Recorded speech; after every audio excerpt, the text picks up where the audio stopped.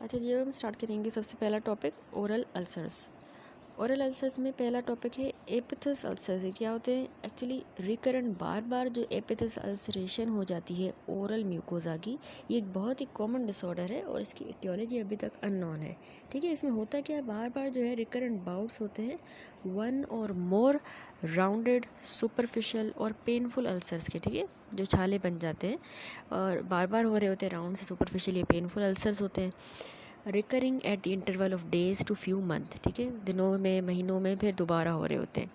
Particularly जो women हैं उनको मेंस्ट्रुएशन से पहले जो है ये पार्टिकुलरली कॉमन है।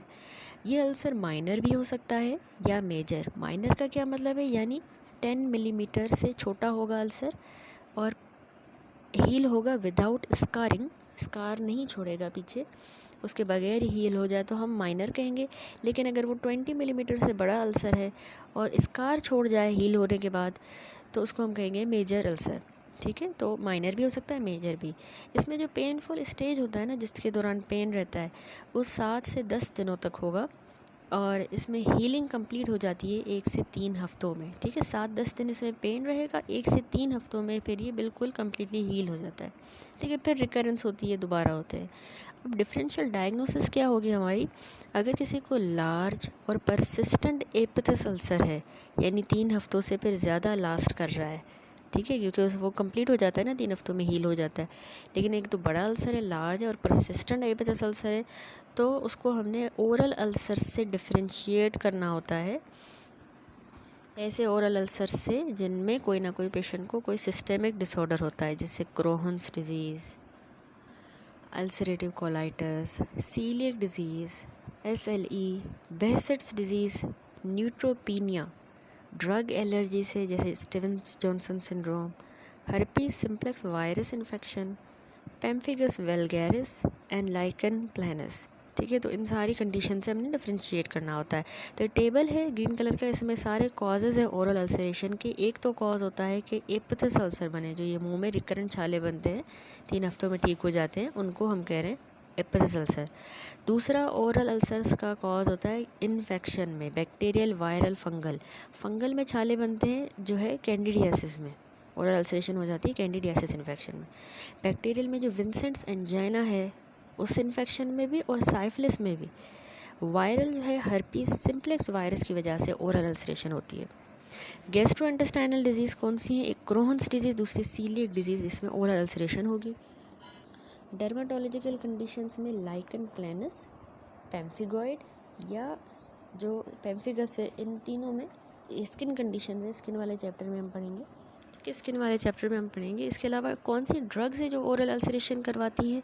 अगर ड्रग्स, एक तो साइटोटॉक्सिक ड्रग्स वो करवाएंगी, दूसरा किसी ड्रग से अगर हाइपर सेंसिटिविटी हो, जैसे स्टीवन जॉनसन सिंड्रोम डेवलप हो जाता है, तो उसमें भी ओरल अल्सरेशन हो जाती है। ठीक है, इसी तरह सिस्टेमिक डिजीज़ जैसे SLE या बेसेट सिंड्रोम, ये भी ओरल अल्सरेशन करवाती हैं। ट्यूमर्स में कार्सिनोमा की वजह से, ल्यूकीमिया या कपोसी सार्कोमा, ये भी ओरल अल्सरेशन करवाएंगे। तो कॉजेस अगर एग्जाम में पूछे जाएं तो ये आप टेबल लिखेंगे। अब पेशेंट को एपिथस अल्सर्स हैं, ठीक है, डिफरेंशियल भी हमने देख ली। अब आपने कैसे उसको मैनेज करना है? एक तो पेन हो रहा है, उसके लिए आप लोकल एनेस्थेटिक देंगे जो कॉमनली यूज़ किया जाता है, सोमोजेल। ठीक है, सोमोजेल जो है एनेस्थेटिक है, टॉपिकली अप्लाई किया जाता है मुंह के छालों पर, उससे पेन रिलीव हो जाएगा। दूसरा माउथ वॉश जैसे लिस्ट्रीन, गार्गल जो है वो हम पेशेंट को कहेंगे कि आप माउथ वॉश यूज़ करें। और ट्रॉपिकल कॉर्टिकोस्टेरॉइड्स जैसे कि ट्राइएम्सेनोलोन एसीटोनाइड 0.1% ऑइंटमेंट होती है, ट्रेमाकोट ऑइंटमेंट के नाम से आती है, या क्रीम भी होती है, ये स्टीरॉयड है। ठीक है, टॉपिकल कॉर्टिकोस्टेरॉइड, ये 2 से 4 बार जो है उसने रोज़ाना लगाना होता है, 2 से 4 बार। और सिस्टेमिकली खाने के लिए जो स्टीरॉयड है, 1 हफ्ता का टेपरिंग कोर्स किया जाता है प्रेडनिसोलोन का, 1 हफ्ते का। ठीक है, अचानक से हमें पता है प्रेडनिसोलोन बंद नहीं की जाती, ना ही स्टार्ट की जाती है। तो 40 to 60 मिलीग्राम पर डी जो है सक्सेसफुल यूज़ हुई है प्रेडनिसोलोन। एज़ाथायोप्रीन, ये भी ट्राई किए गए हैं सीवियर केसेस ऑफ एपिथस अल्सर में। एंटीबायोटिक्स की बात की जाए, एंटीबायोटिक जो है इसमें टॉपिकल और सिस्टेमिक खाने के लिए भी एंटीबायोटिक ट्रीटमेंट वो होता है एम्पेरिक, हम एम्पेरिक थेरेपी देते हैं। ठीक है, और ये हम इसलिए यूज़ करते हैं क्योंकि ये माना जाता है कि कुछ कोई ना कोई अभी तक कोई ऐसा अनडिस्कवर्ड इन्फेक्शियस एजेंट जो है वो एपिथस अल्सर करवा रहा है, ठीक है, अनडिस्कवर्ड है, तो इसीलिए हम एंटीबायोटिक दे देते हैं। तो उसमें हम टेट्रासाइक्लिन और माइनोसाइक्लिन जो है यही कॉमनली यूज्ड एजेंट्स हैं। पेन किलर की बात करें तो ये भी एपिथस अल्सर में दिया जाता है, ठीक है, कोई भी पेन किलर कॉमनली जो यूज़ होते हैं। उसके बाद अगला टेबल बना हुआ है जिसमें ओरल पिगमेंटेशन के कॉजेज़ हैं, ठीक है। ओरल पिगमेंटेशन होती क्यों है? ये नॉन नियोप्लास्टिक भी हो सकती है या नियोप्लास्टिक। कौन सी नियोप्लास्टिक लीजन्स हैं जो कि ओरल पिगमेंटेशन करवाती हैं? वो है मेलानोसाइटिक नेवाई, मैलिग्नेंट मेलानोमा, ठीक है, ये दोनों नियोप्लाज्म है। जबकि नॉन नियोप्लास्टिक कंडीशन में डेंटल एमेलगम टोबैको टैटू, ठीक है, डेंटल एमेलगम टैटू जो है ये ग्रे या blue black area of discolouration हो जाता है म्यूकस मेम्ब्रेन पे, माउथ वगैरह में, गम्स पे ऑफ द लोअर जॉ, ठीक है। तो उसमें डेंटल एमेलगम टैटू में जो है ओरल पिगमेंटेशन है। प्यूट्स जैगर सिंड्रोम में होती है। एडिसन्स डिजीज़ आपने नहीं भूलना, और लाइकन प्लैनस। अगला टेबल है कि पैरोटिड ग्लैंड की स्वेलिंग के क्या कॉजेज़ हो सकते हैं, ठीक है। एक तो पैरोटिड ग्लैंड बम्स में स्वेलअप हो जाता है। दूसरा, अगर पैरोटिड डक्ट में कोई कैल्कुलाई आ जाए। डायबिटीज़ मेलाइटिस में भी इसकी स्वेलिंग मिलती है। सार्कोइडोसिस में, ठीक है। सिरोसिस ऑफ लिवर, स्पेशली अगर वो सिरोसिस अल्कोहलिज्म के सेकेंडरीली डेवलप हुआ हो तो उसमें भी पैरोटिड स्वेल होगा। जॉगरन सिंड्रोम में। और पैरोटिड की इन्फ्लामेशन पैरोटाइटिस जो कि स्टेफिलोकोकस ऑरियस से हो तो उसमें भी ग्लैंड स्वेलअप होगा। ड्रग्स में फिनोथायाजीन्स, प्रोपाइल थायोयूरेसिल, ठीक है, ये, ठीक है। फिनोथायाजीन हमें पता है एंटीसाइकोटिक क्लास है, और प्रोपाइल थायोयूरेसिल जो है हाइपरथायरॉयडिज्म को ट्रीट करने के लिए दी जाती है, ठीक है, प्रोपाइल थायोयूरेसिल। तो ये भी पैरोटिड ग्लैंड की दोनों स्वेलिंग करवाती हैं। वायरल इन्फेक्शन में भी होता है ये स्वेलअप, और अगर कोई ट्यूमर हो उसमें तो भी जाहिर सी बात है स्वेलिंग होगी। अगला टेबल है जीरोस्टोमिया यानी ड्राई माउथ के क्या कॉजेज़ हो सकते हैं। एक तो ड्राई माउथ मोस्ट कॉमनली जो है जॉगरन सिंड्रोम में होता है, जो कि यूजुअली एसोसिएटेड होता है with rheumatoid arthritis and SLE systemic lupus erythematosus, ठीक है, ये साथ में उसमें होता है। उसमें जो है ड्राई माउथ कंप्लेन करता है पेशेंट। अगर पेशेंट डायूरेटिक्स पर है तो भी उसको ड्राई माउथ की कंप्लेन होगी। अगर वो एंटीहिस्टामिन ड्रग्स ले रहा है, dry mouth. Tricyclic antidepressant तो भी dry mouth. Head and neck irradiation X-ray वगैरह जो है उनमें भी ड्राई माउथ होती है। साइकोजेनिक ओरिजिन का भी है, डिहाइड्रेशन की वजह से, शॉक की वजह से, या फिर रीनल फेलियर की वजह से भी डिहाइड्रेशन होगी। उसके बाद है हेलिटोसिस, ठीक है। हेलिटोसिस होता है एक्चुअली बैड ब्रेथ, जो बैक्टीरिया वगैरह ट्रैप हो जाता है माउथ में, उसकी वजह से बैड अनप्लेजेंट ऑडर आता है मुंह से, उसको हम कहते हैं हेलिटोसिस, ठीक है।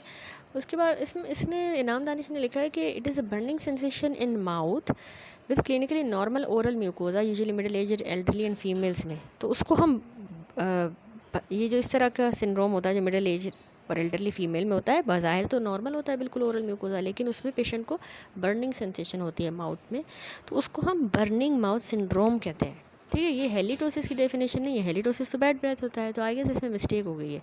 तो बर्निंग माउथ सिंड्रोम के कॉजेज़ जो है वो पुअर ओरल हाइजीन अच्छी ना हो, अगर एंजाइटी की वजह से, ईसोफेजियल स्ट्रक्चर की वजह से, ठीक है, या पल्मोनरी सेप्सिस जो है उसकी वजह से ये होगा। देन आता है विंसेंट्स एंजाइना। विंसेंट्स एंजाइना क्या चीज़ है?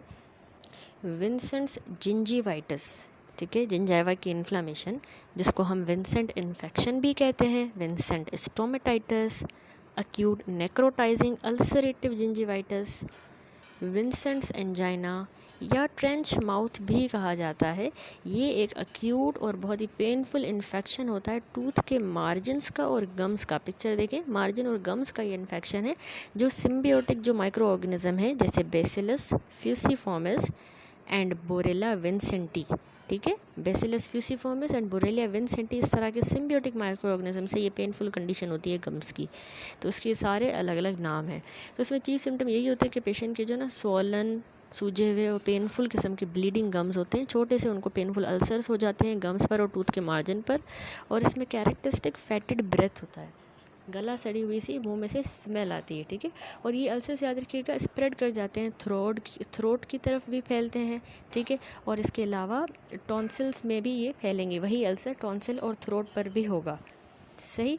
और बुखार, मलेज, ये चीज़ें भी इसमें प्रेजेंट होंगी साथ में।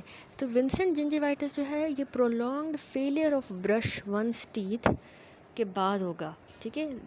दो there are many other predisposing factor, जैसे विटामिन डेफिशिएंसी की वजह से भी हो सकता है, emotional stress and so on. लेकिन ज़्यादातर अगर काफ़ी समय तक ब्रश ना किया जाए, कोई ब्रश ना करे, तो उनमें ये डेवलप हो जाती है विंसेंट जिंजिवाइटिस। तो इन्फेक्शन रेडिली हम बेड रेस्ट का कह के ट्रीट कर सकते हैं। पेशेंट बेड रेस्ट पे होगा, पेनिसिलिन ले रहा होगा और उसको एडमिनिस्टर करेंगे पेनिसिलिन या अदर एंटीबायोटिक, और एंटीसेप्टिक माउथ राइंस जो है वो यूज़ करें, ठीक है। रेगुलर टूथ ब्रशिंग इसमें चीफ प्रिवेंटिव मेजर होता है। रोज़ाना उसने ब्रशिंग करनी होती है, टूथ ब्रशिंग, और एंटीसेप्टिक माउथ वाश जो होते हैं, माउथ राइंस, वो करे। ठीक हो गया।